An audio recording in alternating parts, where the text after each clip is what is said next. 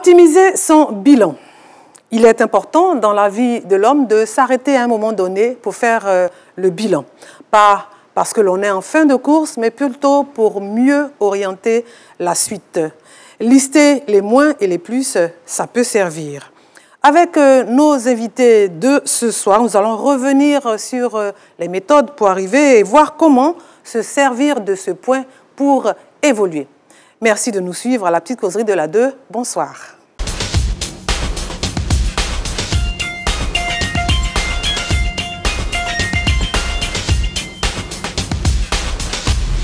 Mesdames et messieurs, bonsoir. Vous êtes à la petite causerie de la 2. Je vous l'ai dit, je suis bien entourée ce soir.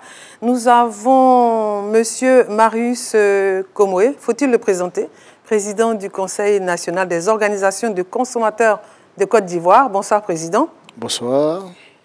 À ses côtés, Bernice Kodjoed, je veux dire quoi, femme de communication. Dis-nous un peu, qu'est-ce que tu fais? Elle a tellement de casquettes.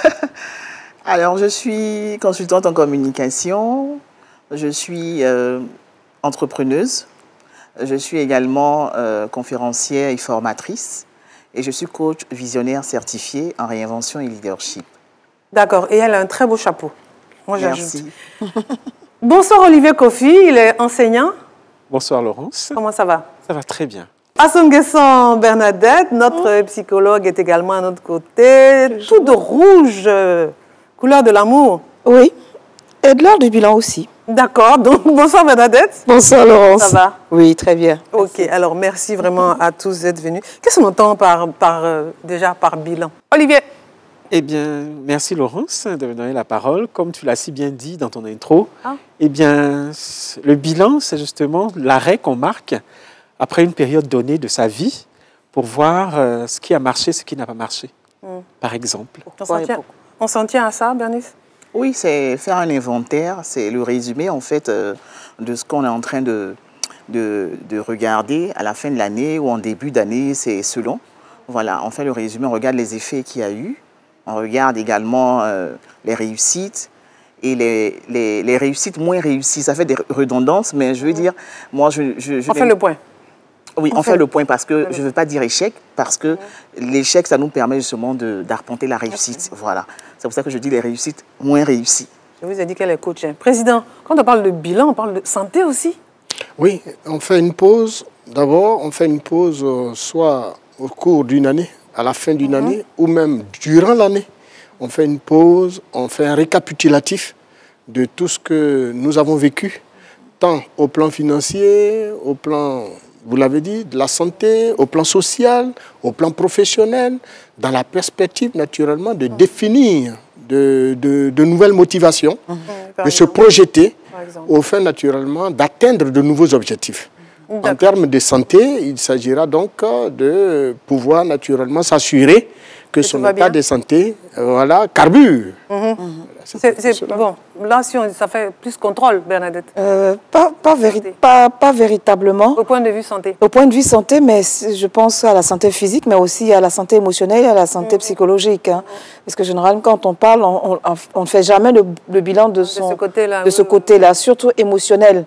Parce donc, c'est une auto-réflexion sur soi-même, sur sa vie. Absolument. Il faut pouvoir s'arrêter et puis dire qu'est-ce que j'ai fait pendant le temps écoulé. C'est-à-dire depuis la dernière pause jusqu'à maintenant, qu'est-ce que j'ai fait? Qu'est-ce qui s'est passé dans ma vie? Hein? Qui est-ce que j'ai rencontré? Quels résultats j'ai obtenus? Et des résultats obtenus, pourquoi est-ce que je n'ai pas... Est-ce que mes objectifs ont été atteints? Parce qu'au moment où on s'arrête et qu'on repart, on repart avec des objectifs. Et donc, quand on s'arrête à nouveau, est-ce que j'ai atteint ces objectifs-là? Je ne les ai pas atteints. Pour quelles raisons je ne les ai pas atteints? Il y a des objectifs que j'ai dépassés, je les ai dépassés. Comment est-ce que j'ai pu dépasser ces objectifs-là? Et chemin faisant, il y a des objectifs qui ont été modifiés. Qu'est-ce qui s'est passé? Est-ce que je continue donc, quand on a fini de se poser toutes ces questions et d'avoir les résultats, on se dit, bon, qu'est-ce que je fais? Est-ce que je continue avec ça ou je change? Pourquoi c'est intéressant de faire un bilan? Est-ce que tout le monde doit faire un bilan? Oui, Laurence, tout le monde doit faire un bilan. Absolument. Parce qu'on ne peut pas vivre comme ça, comme naviguer à vue, je dirais. Donc, il faut, à partir d'un certain moment, il faut s'arrêter et puis voir ce qui est positif à ma vie ce qui ne l'est pas également, et puis s'assurer que, bon, quand ce n'est pas vraiment positif pour moi, je laisse tomber, je cherche des solutions pour pouvoir avancer, pour me projeter, vraiment, comme on a dit. Donc vraiment, Bernice, c'est voir si les objectifs sont atteints. Oui, voir si les objectifs sont atteints, mais en réalité, pour voir si les objectifs sont atteints, ça veut dire que tu t'es déjà fixé des objectifs en amont. Oui. Parce qu'il y en a qui ne se fixent pas d'objectifs, qui ne se projettent pas. Comme il a dit, navigue à vue. Exactement, qui n'ont pas de vision, rien du tout. Et puis à la fin de l'année, on fait un bilan. Mais on fait le bilan sur la base de quoi? Voilà. Donc tout le monde ne veut pas faire un bilan. Voilà. Tout le monde doit faire un bilan. Tout le monde devrait faire un bilan. Voilà. Mais avant de faire le bilan, il faut d'abord se projeter, noter ses objectifs, sa vision, ce que je veux pour moi et dans tous les compartiments de ma vie. Et lorsque j'arrive à un certain moment que je veux faire le bilan, j'ai des éléments sur quoi m'appuyer justement pour faire ce bilan-là. Donc d'accord, c'est-à-dire qu'on doit se fixer des objectifs, Président, pour pouvoir faire un bilan convenable. Oui, parce que tout être humain digne de ce nom est tenu par des motivations. Et quelles sont vos motivations en début d'année? Au niveau religieux, il y en a qui se donnent un certain nombre, qui adressent des prières en début d'année à leur divinité, au fin justement de l'atteinte des objectifs qu'ils se fixent. Donc, ils sont dans une perspective de motivation supplémentaire. Et c'est ce que disait Bernice, il faut donc, en fin d'année ou au cours de l'année, s'arrêter, faire une pause et puis se projeter. D'abord, en s'assurant que tout ce qu'on s'est promis de faire, on a pu le faire. Qu'est-ce qui a été bon? Qu'est-ce qui a été moins bon? Là où on a eu des difficultés, comment compenser ces difficultés pour être meilleur, soit en termes de formation continue, soit... Bon, il y a un certain nombre d'éléments qui rentrent énormément en ligne de compte lorsqu'il s'agit de faire un bilan professionnel, social et financier. On va être plus précis. Par exemple, au plan privé, quelles sont les questions qu'on peut se poser? Au plan privé, vous voulez faire donc allusion au plan social? Au plan, quand je dis au plan privé, c'est personnel. Personnel. Au plan personnel. Quelles sont les questions qu'on peut se poser?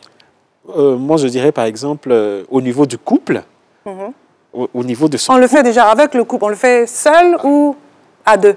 On le fait à deux au niveau du couple parce que c'est deux personnes. Voilà, c'est deux personnes. Même en étant en couple, on a un bilan personnel. Non, en étant en couple, on a un bilan personnel à faire. Comme il a parlé de couple, voilà pourquoi je dis au niveau du couple, on le fait ensemble. De façon personnelle, c'est individuel. On peut être en couple, mais on le fait de façon individuelle. Parce que ça me concerne soi. Voilà. Exactement. D'accord. Donc au plan personnel. Personnel, pas personnel. Pas personnel. Personnel individuel. Voilà. D'accord. Voilà. Qu'est-ce qu'on peut se poser comme question? On peut se poser comme question, est-ce que j'ai pu... Est-ce que j'ai réussi mon régime, par exemple? Oui, par exemple. C'est un objectif, non? Est-ce que j'ai réussi quoi? Mon régime. Mon régime. Bien sûr, oui. Quel régime? Alimentaire. D'accord. Mon régime amaigrissant, mais je me dis par exemple, ça dépend, voilà, comme Bérénice l'a dit, et comme le président l'a dit, nous sommes par exemple en janvier, je dis n'importe quoi, en janvier. Ne dites pas n'importe quoi. Bon, voilà, mais en janvier. Et je me dis, d'ici octobre, je dois par exemple perdre 5 kilos. Oui. 5 kilos, parce que je n'y arrive pas. Mais je me fixe l'objectif de pouvoir perdre 5 kilos de janvier à octobre. D'accord. Donc, je mets tous les atouts en ma faveur pour justement perdre ces 5 kilos-là. Et d'accord. On parle des questions qu'on se pose au plan personnel. Personnel. Pour être un peu plus beau. Par exemple, mon régime. Voilà. Est-ce que je suis plus beau? Non, oui, est-ce que je suis plus beau? Parce qu'en fait, je me dis que si je dois perdre 5 kilos, c'est parce que je vais être plus beau. Ah bon? Donc, c'est l'objectif que je me fixe. Je ne sais pas. Voilà. Forcément, ça peut être aussi un problème de santé. Voilà, exactement. Donc, moi, je dis... Donc, au plan personnel. Voilà, au plan personnel. Et donc, au mois d'octobre, effectivement, je m'arrête, je prends ma balance, je regarde, je me dis, mais attends, Olivier, je n'ai même pas pu... Non, mais si, non, mais ça a l'air de rien, mais en fait, c'est quand même un bilan. C'est important. Et tu le fais... Tu vois que peut-être que, bon, enfin, je n'ai même pas réussi. J'ai pu perdre seulement que 2 kilos. D'accord. OK, donc tu ne les as pas atteints. Bilan négatif. Donc, c'est négatif. Bernice, quelle autre question on va les atteindre. D'accord. Quelle autre question on peut se poser au plan personnel? Au plan personnel, comment je peux me développer? Personnellement, ça s'entend, personnellement, c'est-à-dire qu'à l'intérieur de moi-même, est-ce que j'ai pu faire des choses qui me satisfont? Voilà, en termes de développement personnel. Exactement, voilà. en termes de développement personnel. Parce qu'il y la a des confiance en compétences soi, comportementales que j'aurais voulu avoir justement pour d'autres objectifs justement qui vont impacter d'autres objectifs de ma vie. Est-ce que j'ai pu réussir ce développement-là? Si je n'ai pas réussi, je regarde à quel niveau je suis. Mais ce que moi je dirais, au lieu de partir pas à pas, parce que quand on fait un bilan annuel, que ce soit en début d'année ou en fin d'année, ou alors à mi-parcours, c'est tous les compartiments de ma vie que je regarde. Je ne sépare pas les choses parce qu'il y a le plan personnel, professionnel, spirituel, mais comment on fait pour lister familial, si tu ne détailles pas? Il faut lister. Oui, mais non, mais il y a différents pans. Moi, je liste 7 pans, donc personnel, professionnel, spirituel, familial, social, sentimental, financier. Je liste tout ça. Donc, on commence par personnel. Quel genre de questions on se pose? Au niveau personnel, comment je comptais me développer? Quelles sont les compétences comportementales que je comptais acquérir pour cette année ou pour la période que je me suis fixée? Est-ce que j'ai pu atteindre, grandir en compétences, dans ces compétences-là? Est-ce qu'il y a des choses à faire? Donc, je fais le bilan. Forcément, il faut toujours regarder ce que j'ai pu avoir, donc les acquis et ce qui reste encore à faire. Ce qui a changé. Et je fais ce point-là. D'accord. Et quand je finis, je passe en revue tous les autres pans de ma vie. Au plan personnel, Président, il y a quelque chose à ajouter? Non, elle a tellement bien dit que je pense qu'il faut... Au plan personnel, Bernadette? Oui, au plan personnel, il y a toujours le départ. Hein. Oui. Au départ, qu'est-ce que je me suis fixé comme objectif? Oui, là, je pense qu'on est d'accord dessus. Voilà. Une fois que ces objectifs sont fixés, à la période que j'ai fixée pour mon bilan, parce que le bilan, il n'est pas forcément annuel. Hein. Il peut être à terme, c'est-à-dire le bilan de 3 mois, 6 mois. ou le bilan de 6 mois, avant le bilan annuel. D'accord? Il y a des bilans qui peuvent se faire en se disant, non, 5 ans. En fait, je me disais, voilà. Bilan en fin d'année, bon, chaque année, on fait quand même le point. On fait le point. On parle de ce genre de bilan-là. D'accord. Donc, on se pose quel genre de questions? Alors, personnel. C'est par rapport aux objectifs. Est-ce que cet objectif est atteint? Quel objectif? L'objectif premier, par exemple, si je prends sur le plan financier. Non, personnel. Ah, sur le plan personnel. Sur le plan personnel, elle a dit développement personnel. Oui, développement personnel. Il y a tellement de choses. Il y a beaucoup de choses à acquérir sur le plan personnel. Oui. Ne serait-ce que par rapport à la façon dont on se présente. Lui, il veut faire un régime pour être plus beau. Est-ce que par rapport à mon physique, est-ce que les objectifs que je m'étais fixés donc, à cette période-là, est-ce que ces objectifs-là sont atteints? Est-ce que mon acné est passé? Est-ce que mes taches sont parties? Est-ce que... au point de vue vestimentaire, je dis que je changeais de style parce qu'il y a eu des critiques peut-être par rapport à la façon dont je m'habillais. Donc, l'objectif a été donné que, bon, maintenant, je veux m'habiller peut-être d'une autre façon. Est-ce que toutes ces choses ont été faites? Est-ce que j'ai acquis, donc, au plan de vie, donc, les satisfactions personnelles? Est-ce que ces choses-là sont au point? D'accord, ça c'est vraiment au point. Oui, Président, au plan personnel.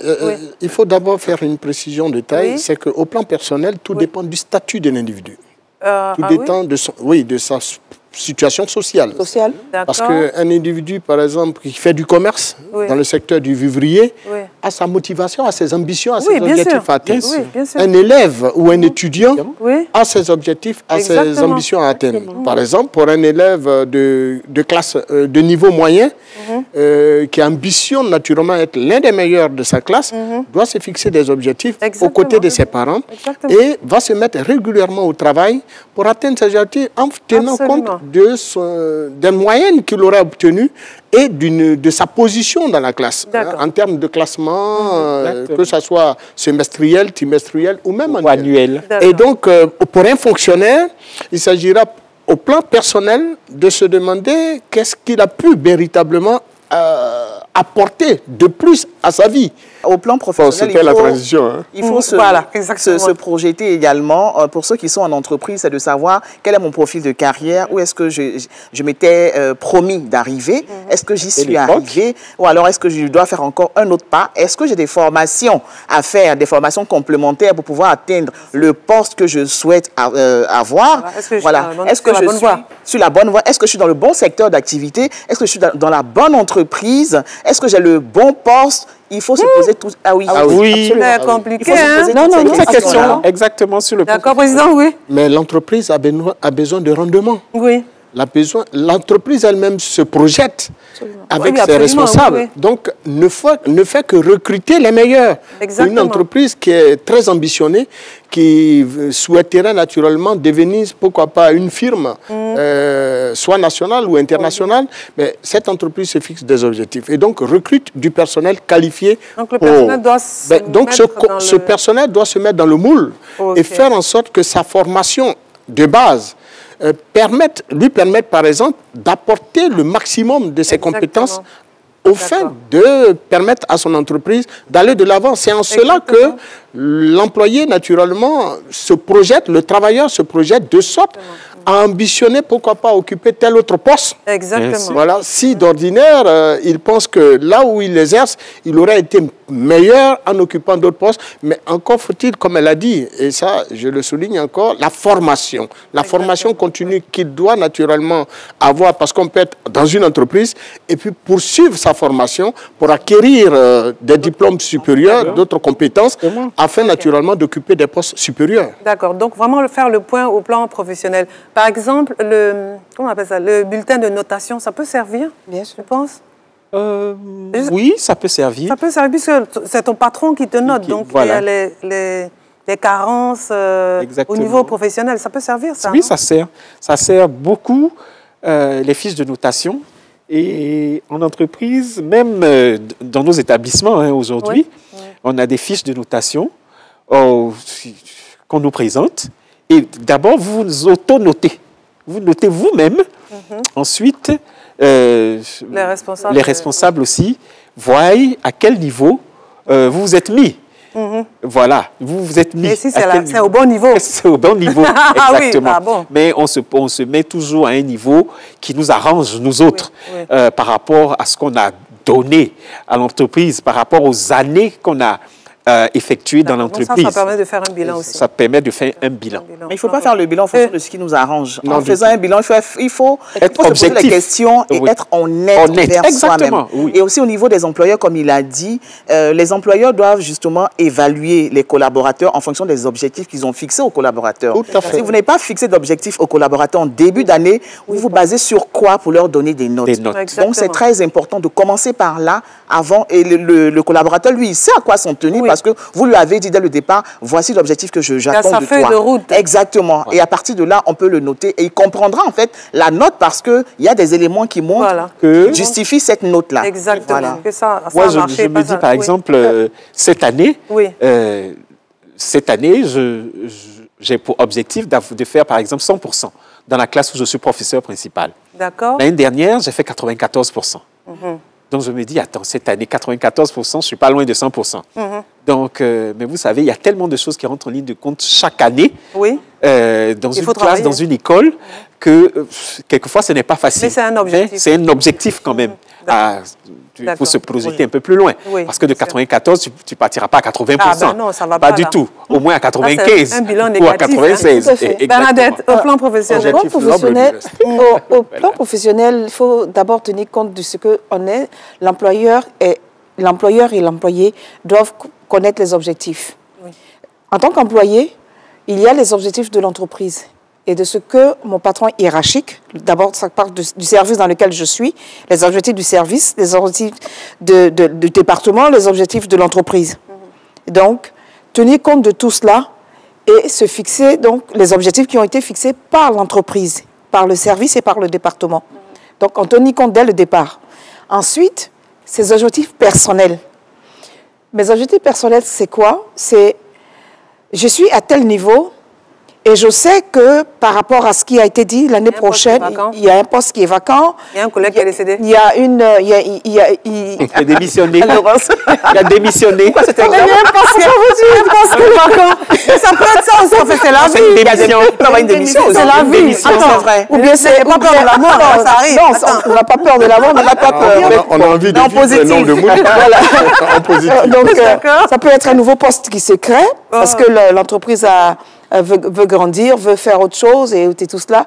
Et donc, par rapport à le sachant, je me positionne, je me fixe maintenant mes objectifs personnels, mais professionnels, en me disant que voilà les informations que j'ai. Moi, je veux me positionner à tel niveau. Donc, là, on est aux objectifs. Je te parle de bilan, au plan professionnel. Oui, s'il n'y a pas de bilan, s'il n'y a pas d'objectif. S'il n'y a pas de... Oui, voilà. D'accord dessus. Voilà. Maintenant qu'on a ces fichiers des objectifs, quand on fait le bilan... Quand on fait le bilan, on se pose. la question que je me pose, c'est, OK, est-ce que je suis près du poste que je voulais occuper? Est-ce que j'ai travaillé suffisamment pour cet objectif-là? Est-ce que j'ai eu tout ce dont j'avais besoin pour travailler pour atteindre cet objectif-là? Est-ce que je n'aurais pas dû peut-être avoir besoin d'autre chose pour atteindre cet objectif-là? Et donc, ma question, c'est, quand j'ai fini de me poser toutes ces questions-là, je me dis, bon, ici, ça n'a pas marché. Pourquoi est-ce que ça n'a pas marché? C'est vraiment le pourquoi de tout ce qui est le résultat qui est là. Okay. Donc, c'est le pourquoi. Si ça a bien marché, pourquoi? Si ça n'a pas bien marché, le pourquoi, et ensuite, s'arrêter vers le comment, s'orienter vers le comment pour changer la donne et avancer. Oui, moi, je pense que, voilà. Oui. Au niveau professionnel aussi, il y a des personnes qui sont dans le salariat et qui veulent aller dans l'entrepreneuriat. Aujourd'hui, on passe beaucoup d'entrepreneuriat et tout le monde pense qu'il est fait pour l'entrepreneuriat. Avant de se lancer dans l'entrepreneuriat, il faut savoir si je suis fait pour l'entrepreneuriat. Parce qu'il y a des gens qui sont faits pour le salariat. S'ils vont à l'entrepreneuriat, quelles que soient les formations, toutes les formations qu'ils vont faire, ils vont se casser la figure. Donc, il y a ça également à bien regarder au niveau des bilans, parce qu'il y en a qui se fixent des objectifs. Je travaille par exemple 5 ans, 10 ans pour telle entreprise, après je me lance. Mais avant de vous lancer, cherchez à savoir si vous êtes bon pour l'entrepreneuriat. Voilà. Oui, c'est bon, au plan professionnel aussi. Oui. Tu voulais dire ajouter quelque chose? Oui, moi je voulais ajouter que, en fait, à écouter tout le monde sur le plateau, j'ai l'impression qu'on ne parle que forcément de bilan négatif. Non. Ce qu'on dit non, ce qui n'a pas marché, on parle de ce qui n'a pas marché ou ce qui pourrait être négatif, etc. Qui pourrait... Non, mais moi, il y a des bilans qui sont positifs quand même. Oui, bien sûr, mais bien sûr, nous, on a dit... On l'avait dit. On a parlé des questions. Dépassement d'objectifs. Tout à fait, parce que mais nous, le bilan... donc bilan est positif. Oui, justement, parce que quelquefois, quand même, tu pars de planton dans l'entreprise à, je dirais, chef de département. Oui. Ton bilan, il est plus que positif. Ton bilan professionnel est positif. Mais il y a les autres plans de ta vie que tu dois regarder. Mais là, comme c'est le bilan professionnel... On a fini professionnel. Je pense bien que... Bernice, la suite. Il y a aussi le bilan spirituel, le volet spirituel, parce que l'homme doit en tenir compte. Chacun a ses croyances. Même si on ne croit pas en Dieu, on croit en quelque chose qui est au-dessus de soi. Donc, lui, il a parlé il faut aller chercher, en fait, sa motivation dans le côté spirituel. Mais moi, je dis plutôt qu'il faut peut-être s'inspirer, parce que la motivation ne viendra pas si on n'est pas dans ce qu'on doit faire. Parce que, oui, en réalité, moi, je ne parle vraiment pas trop de motivation parce que si je dois être motivé pour quelque chose que je dois faire, alors je pense que ce n'est pas forcément aligné avec ma personnalité. Parce que quand quelque chose est aligné avec ta personnalité, tu es motivé, tu as envie d'y aller, tu as envie de faire.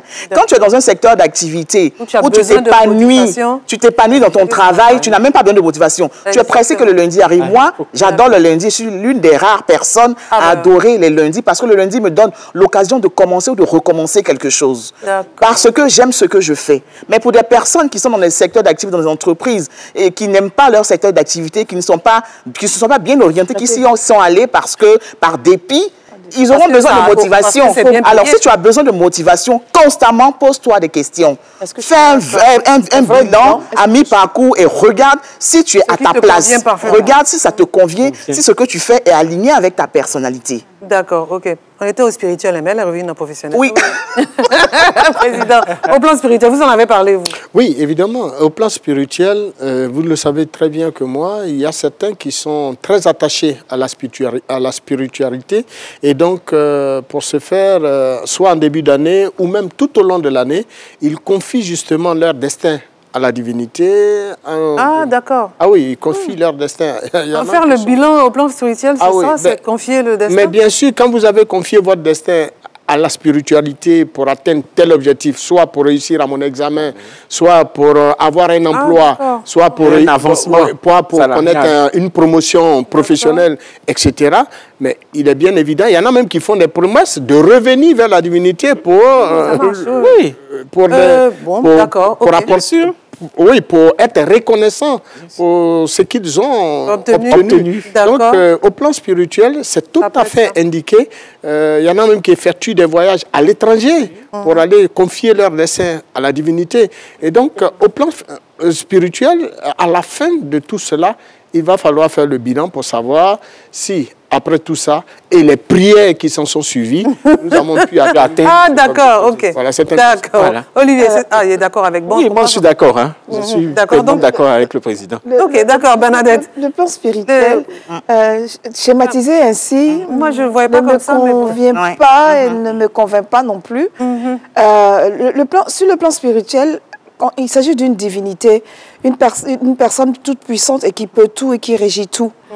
De ce sens-là, on se dit qu'elle a notre vie en main et elle la conduit. Okay. Et donc, faire le bilan, c'est par exemple au point de vue des choses que cette divinité recommande par rapport à ce que je dois mettre en ordre dans ma vie. Exactement. Est-ce que ces choses-là ont été faites? Si j'étais une personne volage, et que la divinité, aucune divinité ne prône donc cela. Exactement. Et donc, par rapport à cette conduite-là, comment est-ce que, dans la période que je me suis fixée, comment est-ce que, par rapport à ma divinité, je me suis mise en règle par rapport à elle?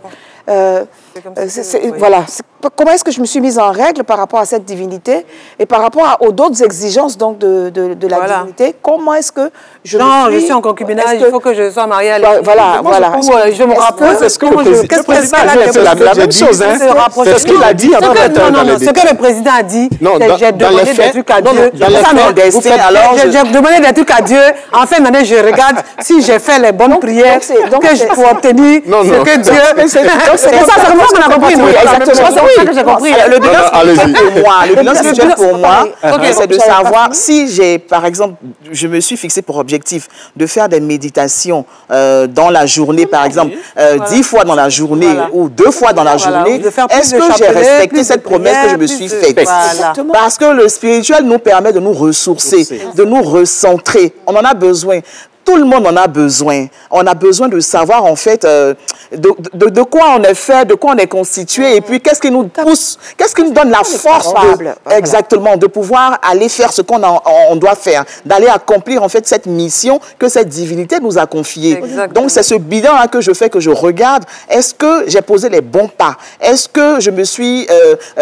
j'ai respecté les promesses que moi-même je me suis faites par rapport aux prescriptions, aux préceptes de cette divinité-là. Et je m'assois, je fais ce bilan-là. Et quand je regarde que je n'ai pas atteint mes objectifs, je me dis, bon, maintenant, quels sont les moyens que je vais me donner pour pouvoir atteindre mes objectifs spirituels, soit mes méditations, respecter mes méditations, aller soit à la mosquée ou à l'église, voilà, aller des voyages dans le sens des pèlerinages, tout ça. C'est ça que je regarde et puis je recadre en fonction des objectifs fixés. Je pense qu'on est bien d'accord. On est totalement d'accord. On est totalement d'accord.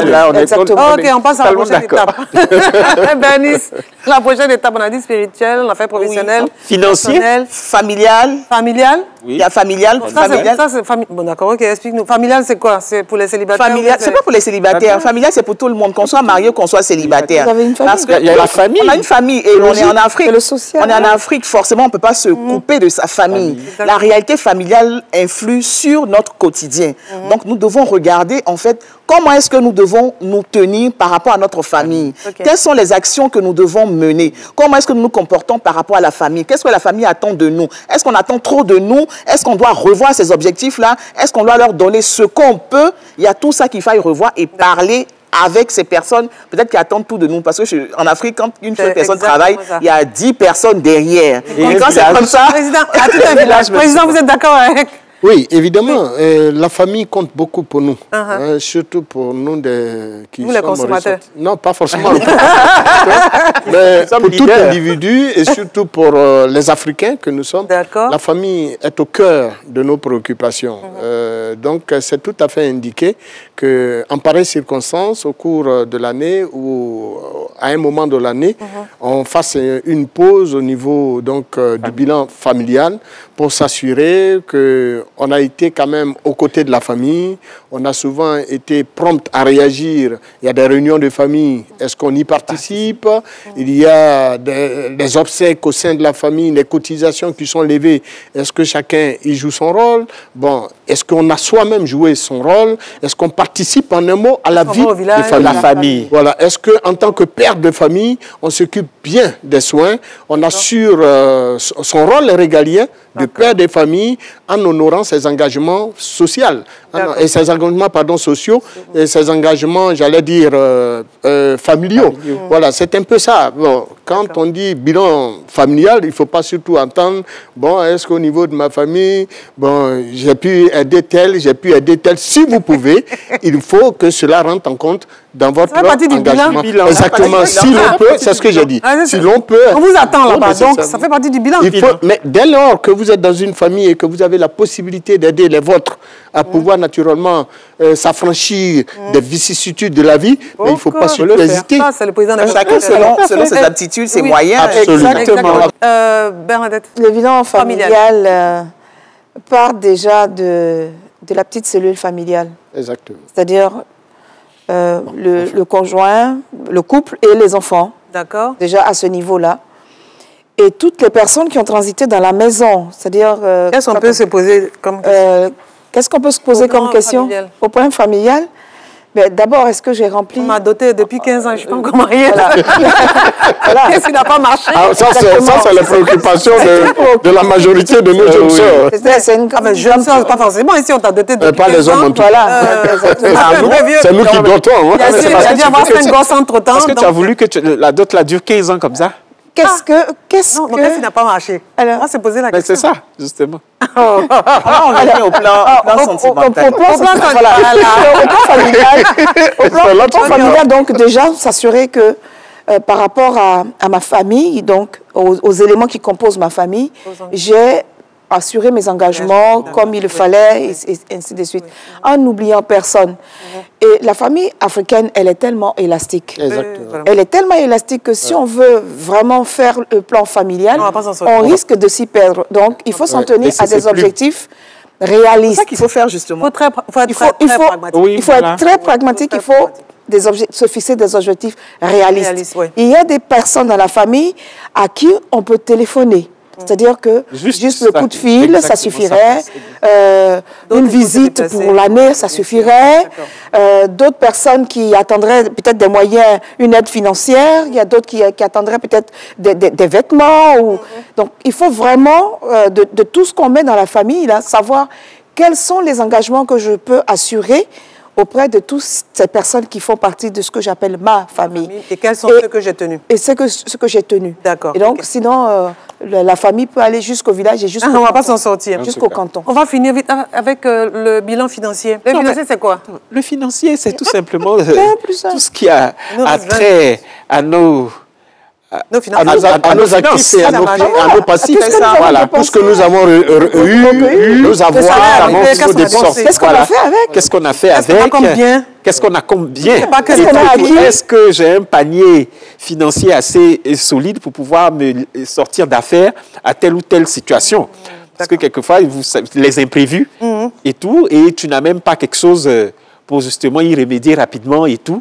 Et surtout dans la maladie, c'est surtout la maladie.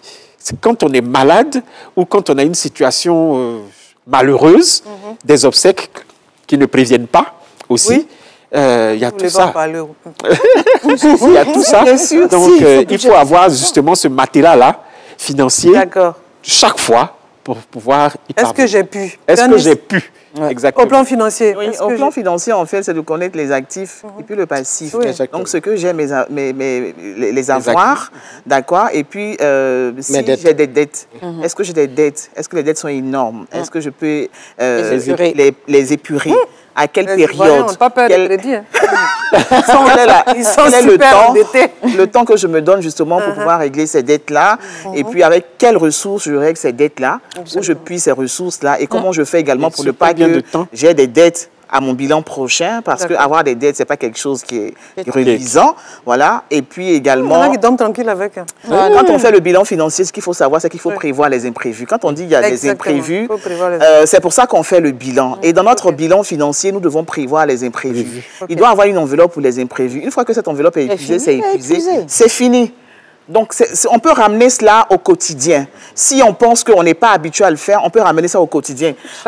Chaque jour, chaque semaine, je prends mon enveloppe, par exemple, je la divise en 4 semaines. La première enveloppe, c'est pour la première semaine. Dans cette enveloppe-là, j'ai, par exemple, pour mon déplacement, soit mon carburant, après le repas, après, comment dire ça, une enveloppe pour des personnes que je veux aider dans la journée. Les after-work. Les after-work. On peut voir les after-work, ça dedans. Oui, comme activité. De la vie. Oui. Quand j'ai comme activité, il faut que j'ai des enveloppes pour ça. Quand l'enveloppe est épuisée... Quand quoi? Ils vont aller after work, quand on va les voler, vous allez vous plaindre. Tu veux venir à ce débat-là? Non. On fera une autre émission pour ça. Donc, je prévois mes imprévus dans la journée, dans la semaine, dans le mois, dans l'année. Une fois que mon enveloppe d'imprévus est terminée, c'est fini. C'est comme ça que les personnes nanties, en fait, fonctionnent. Et puis, ils disent, ah, mais telle personne a l'argent, je lui demande l'argent, il ne me donne pas. Mais c'est parce que, justement, c'est qu'il a prévu pour donner à des gens comme toi, là, l'enveloppe est finie. Donc, quand c'est fini, il dit, j'ai pas d'argent. C'est pas parce qu'il n'a pas en compte, mais c'est ce que j'ai prévu, là. C'est fini, donc on en reste là. Voilà. Donc, il faut prévoir les imprévus dans le bilan financier. Il ne faut pas dire non, je prévois par exemple mon repas, mon loyer, machin et tout, et puis après c'est fini. Mais je prévois les imprévus, les décès, je prévois les cadeaux, tout ce qui est social, les transports. Exactement, je prévois ça. Mais quand c'est fini, c'est fini. C'est fini. Voilà, d'accord. Donc, bilan financier, on est tous d'accord. Oui, on est d'accord. C'est 1 plus 1 égale 2. On dit bilan sentimental. Oui, au plan sentimental, au plan sur le plan président, tu dis quoi? Au plan sentimental. Non. Au plan affectif. Non, je n'ai pas dit que ce n'était pas important. Je disais tout simplement, faut-il qu'on en parle? Ah si, il faut qu'on en parle. Mais bien sûr, ça fait partie. Bien sûr. Mais sinon, après, il n'y a pas de bilan de santé, il n'y a pas de bilan de financier. Exactement. S'il n'y a pas de bilan émotionnel. Non. Tous les bilans se valent. Absolument. Au plan sentimental, il y a de l'importance quand même à s'y pencher. Parce que, au final, on n'est pas seul dans la vie. Oui, voilà. Soit on s'attache à un homme, on s'attache à une dame, on s'attache à un tiers. Il est bien évident qu'à un moment donné, il va falloir savoir où vous en êtes avec votre homme, où vous en êtes avec votre jeune dame, ou votre compagne. Donc c'est tout à fait, même marié ou pas, pourvu que vous vivez ensemble, pourvu que vous sympathisez ensemble, pourvu que vous ayez des sentiments l'un pour l'autre et que vous fréquentez, vous devrez à un moment donné faire le point des rapports que vous avez avec lui. Et parce qu'au final, si l'on y prend garde, on risque, pour employer le terme d'Élysée, on risquerait à la longue de naviguer à vue. Et on ne saurait jamais où on va avec ce dernier. Et à la fin, on se retrouve seul renvoyé soit du foyer, ou bien alors complètement abandonné. Abandonné dans le foyer aussi. Oui, mais ça veut dire abandonné, qu'on soit dans le foyer ou pas, mais on serait abandonné. Et donc ça, c'est le mal que je ne souhaite à aucune dame. D'accord. Le bilan sentimental, quand on fait un bilan sentimental, ce n'est pas parce qu'on est marié qu'on fait un bilan sentimental. Il faut bien comprendre la question. Parce qu'il y en a, quand on parle de bilan sentimental, ils vont dire non, moi je ne suis pas marié ou je ne suis pas dedans. Non. Marié ou non. Que tu sois en relation libre, que tu sois marié, que tu sois en concubinage, que tu sois doté, que tu es un gars ou une go. Il faut faire un bilan. Parce que si tu ne fais pas de bilan... Je t'ai laissé dire tous ces mots-là. On a la petite causerie, donc tu permets. Tu as ton gars, tu as ta go. Il faut faire le bilan sentimental. Parce que tu peux être dans une relation et puis être seul dans la relation, tu ne vas même pas t'en rendre compte. Exactement. Tu ne fais pas de bilan. Parce que le gars, peut-être qu'il est bien parti. C'est son corps qui est là, mais son esprit ailleurs. Et la go, son esprit ailleurs. Elle a vu. Tu as tué ça dans ton foyer. Franchement, le gars, peut-être, la go, peut-être qu'elle a vu aussi un gars là-bas qui fait son affaire, mais elle est assise là, dans le guetter. Dès que là-bas est bon, et puis elle s'en va. Donc faites le bilan et puis regardez, mais de façon vraie. Qu'est-ce qui se passe? Où est-ce qu'on en est dans notre relation? Qu'est-ce qu'on veut pour tous les deux? Est-ce qu'on décide de continuer? Est-ce qu'on décide d'arrêter? Est-ce que quand on pèse le pour et le contre, est-ce que c'est le pour qui pèse plus que le contre? Parce que quand on est dans une relation, il faut se poser les bonnes questions. Quand on se met à deux, c'est parce qu'on a une vision. On a une vision commune et on regarde dans la même direction. Absolument. Il faut chercher à connaître la vision de ton partenaire avant de te mettre avec lui. Si tu ne connais pas sa vision, plus regarde à gauche, tu regardes à droite, vous serez dans votre foyer, mais vous serez célibataire. Deux voisins de lit, mais vous ne serez pas dans une relation. C'est une cohabitation. Voilà. C'est ça, c'est ce que je dis, les voisins de lit. Parce que, voilà, les colocataires, mais vous n'êtes pas en couple. Voilà, donc il faut pouvoir faire ce bilan-là. Et quand on n'a pas la même vision, il faut être honnête envers soi pour dire vraiment, quand je regarde là, on ne regarde pas de la même direction. Je pense que c'est laissé ici, de là à là. C'est de là à là. De là à là. Le petit gourmet est mieux. C'est mieux que le grand gourmet que tu vas pouvoir gérer. Voilà. Donc vraiment, il est bon de faire un bilan sentimental. Et même quand on n'est pas en relation, qu'on est seul, il faut aussi faire ce bilan sentimental-là. Pourquoi est-ce que je suis seule? Pourquoi je suis seule? Il n'y a pas de clients. Est-ce que je suis dans les bons endroits? Et les femmes, est-ce que je suis seule, on ne me drague pas? Et si tu fais travail maison, travail, qui va te draguer? Où on va te voir? Ici, ton visage est serré. Comment tu ne dis pas bonjour à quelqu'un dans le quartier. Tu rentres, tu sors au travail, même là, tu ne collabores pas. On ne peut même pas te présenter quelqu'un parce qu'on a peur de t'approcher. Voilà. Donc, il y a ce bilan à faire quand on est seul, quand on est en couple, on est doté, on n'est pas doté, on est tisa. On fait bilan aussi. Parce que dans tisa, je suis là. Et c'est tisa là. Ça marche. Est-ce que je peux le tirer de là? Parce que les gars, même dans tisa là. Parce que je ne peux pas être dans tisa et puis je ne vais rien avoir. Donc, il y a tous les bilans à faire dans toutes les situations, quelle que soit la situation. Il faut faire un bilan sentimental. Et c'est très important. Il ne faut pas négliger parce qu'il y va de notre équilibre. C'est très important. Et tous les pans de la vie qu'on est en train de citer, c'est ce qui concourt à notre équilibre. Quand tu équilibres tous ces pans de ta vie, là, tu es tranquille. Mais quand tu n'as pas équilibré, que tu privilégies un par rapport à l'autre, quand c'est déséquilibré, tu ne peux pas être épanoui. Ça va pas. Voilà. Surtout au niveau de la femme, l'équilibre moral. Surtout au niveau de la femme et de l'homme. Les hommes aussi, pareil. L'homme, lui, il est toujours... Attends, tu vois pas. Ne vous trompez pas. On dit l'homme grand H. Ne vous y trompez pas. Vraiment. Il y a des garçons qui ont gourmet. Non, moi, je suis très stable, t'en fais pas. Bon, ne vous y trompez pas. Il y a beaucoup plus d'hommes qui pleurent dans le silence, en cachette. Ah oui, c'est vrai. Que c'est manifeste. Oui. On s'attend à ce que la dame soit en souffrance parce qu'on en parle, parce qu'elle est exposée.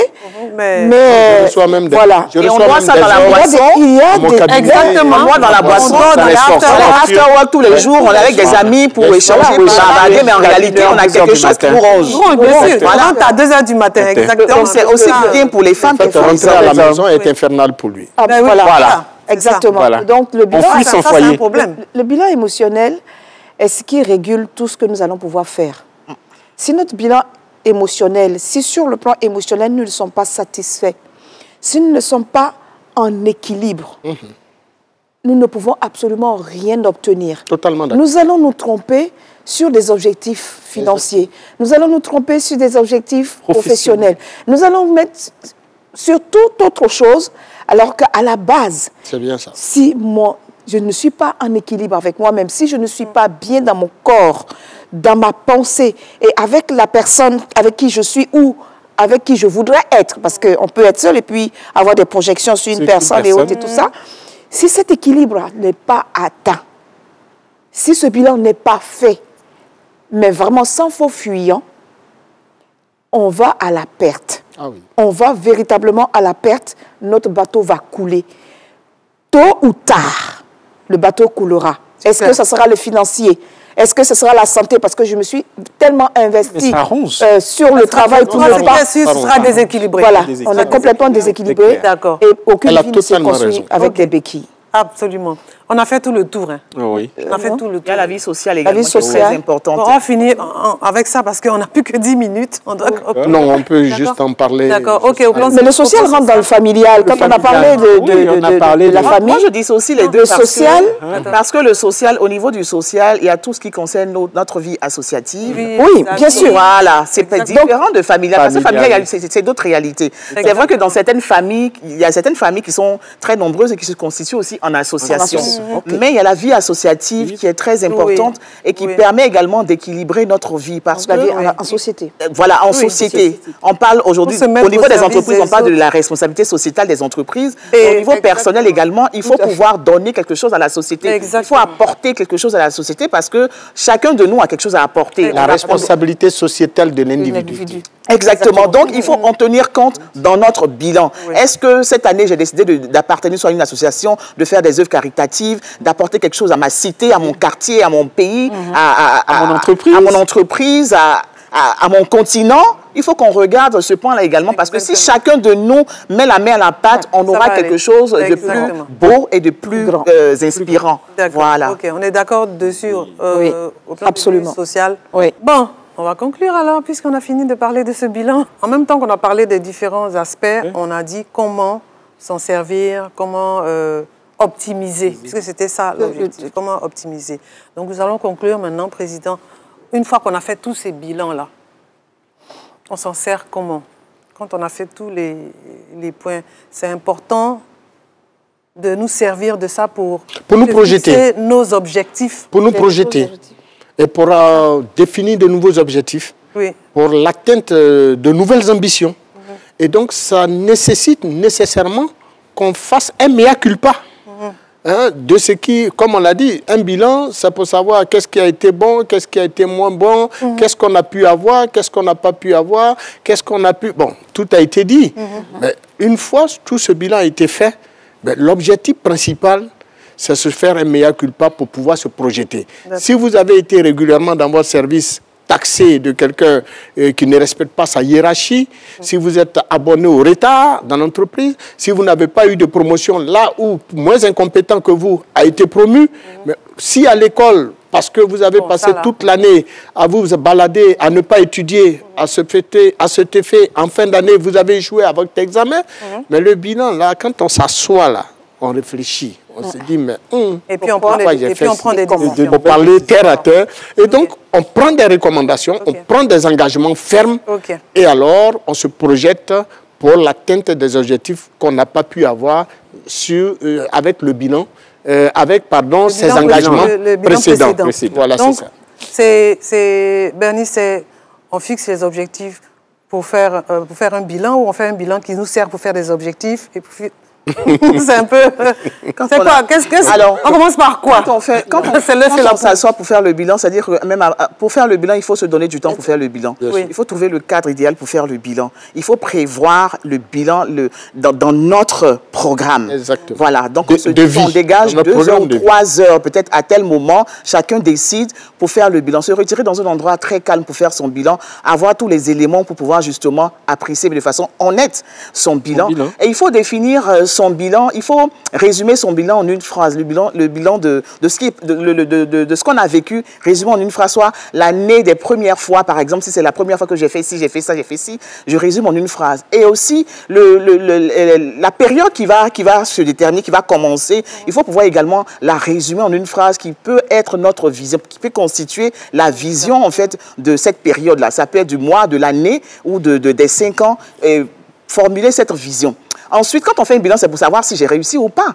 Alors, ça découle du fait que si je n'ai pas réussi, que j'ai cherché à comprendre les questions, les raisons pour lesquelles je n'ai pas réussi, ça doit m'amener à savoir si je suis dans ma mission de vie. Est-ce que je suis dans ce que je devrais être? Parce que chacun est prédestiné à quelque chose. Donc, il va falloir définir sa mission de vie. Si on n'a pas défini sa mission de vie, on va faire des bilans et des bilans et des bilans. On ne sera jamais satisfait. On va se dire qu'on n'a pas réussi. Mais tant qu'on ne connaît pas cette mission de vie-là, on ne peut pas réussir. Donc, il faut, j'en parle toujours sur mes pages, il faut chercher à connaître sa mission de vie, quel que soit l'âge qu'on a. Peu importe, il faut chercher, parce qu'on a... Il n'est jamais trop tard. Il n'est jamais trop tard. Donc, il faut chercher à comprendre cela. Quand on a compris cela, on formule la vision en fonction de sa mission de vie. Exactement. On se fixe des objectifs et on déroule son plan d'action et puis on avance. Et là, le bilan a de fortes chances d'être positif après.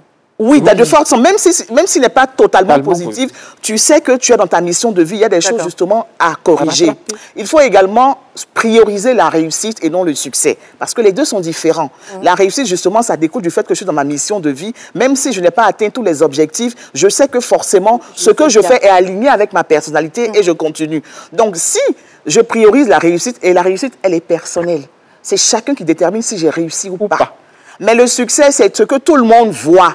Mais ce qu'on voit d'une personne, est-ce que même cette personne à qui on attribue ce succès-là se dit que j'ai réussi? Donc, priorisons la réussite, cherchons à connaître notre mission de vie, formulons notre vision, fixons des objectifs et déroulons notre plan d'action et puis allons-y. Et puis ça va aller. Merci Bernice. Olivier. Oui. Alors, ils l'ont si bien dit. Hein. Oui, elle est à droite, là. Oui, c'est parfait. Elle est même dans son élément. Oui, moi, je voudrais juste dire, effectivement, c'est très important de faire son bilan. Oui. Il est hyper important, à un moment donné, de justement prendre le temps, même ne serait-ce qu'une feuille de papier avec un stylo, et puis barrer tout ce qui n'a pas été correct, tout ce qui a été négatif,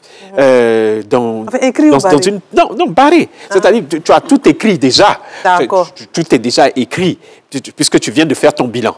D'accord. Donc là, tu es à l'orée du deuxième bilan, du prochain objectif. Okay. Donc du coup, tu vas, ah non, là, ça n'a pas été bien, non, je ne dois plus faire comme ça, je dois faire comme si, désormais, et tout. Comme Bérénice l'a dit, tu as un credo, tu te fixes un credo, ah, le bilan prochain, je décide d'être comme ça. Et tout. Et tu te projettes là-dessus. Et puis bon. Tu prends tes résolutions. Et tout va comme de l'eau. Et ça va aller. Voilà. Ça va aller. Et ça va aller. D'accord. Merci. Bernadette? Alors, quand on parle d'optimiser son bilan, il s'agit donc d'objectifs de vie. C'est là pour la projection future qu'on fait le bilan. Mais je veux juste dire, c'est objectif, bilan, objectif, bilan. Exactement. Alors, quand je fais mon bilan, voilà. Quand je fais mon bilan, je me pose deux questions. Pourquoi ceci a marché ou pourquoi ceci n'a pas marché? C'est la question pourquoi. Voilà, pourquoi. Ensuite, quand j'ai mis la question pourquoi et j'ai les éléments de réponse, c'est la deuxième question, c'est comment. Comment faire pour que ça marche? Comment faire pour que la prochaine fois, ce que je n'ai pas réussi, soit réussi, et comment me maintenir dans ce que j'ai réussi ou dépasser ce que j'ai réussi pour les prochains objectifs. On ne s'arrête pas à un bilan. Le bilan, c'est juste le temps qu'on s'arrête, mais c'est une pause. Ce n'est pas un arrêt. Et il sert à se projeter. Voilà. Ce n'est pas un arrêt, c'est une pause. Donc, quand je fais la pause, ça veut dire que pendant cette pause-là, je suis en train de reconstituer des ressources pour pouvoir avancer, redémarrer, continuer. Et donc, faire son bilan, c'est plus qu'important. Il ne s'agit pas de dire « ceux-là sont aisés, doivent faire le bilan ». Quelle que soit ta situation, que tu sois au milieu rural ou dans le milieu urbain, il est important que chaque individu, même l'enfant, apprenons à nos enfants déjà en bas âge à faire les bilans. Que ce soit mensuellement, ensemble, on leur apprend. Que ce soit trimestriellement, on l'apprend. Les parents, généralement, regardent les bulletins pour faire des bilans. Mais ce n'est pas que ça. Il faut apprendre à nos enfants à se faire la pause et dire, oui, je suis à tel niveau, mais je veux atteindre le palier suivant. Je prends ci, je prends ça, je laisse ça, je néglige ceci. Et avec ce que j'ai, j'avance pour me reconstruire et devenir meilleur. Absolument. En tout cas, merci à tous. Merci pour vos contributions. Ce qu'on retient, c'est que c'est bien en début d'année de faire des projets, de prendre des résolutions. Et c'est la première raison pour laquelle on doit faire un bilan de sa vie. Alors, faisons nos bilans et avançons. À bientôt sur RTI 2 pour la petite causerie de la 2. Bonsoir.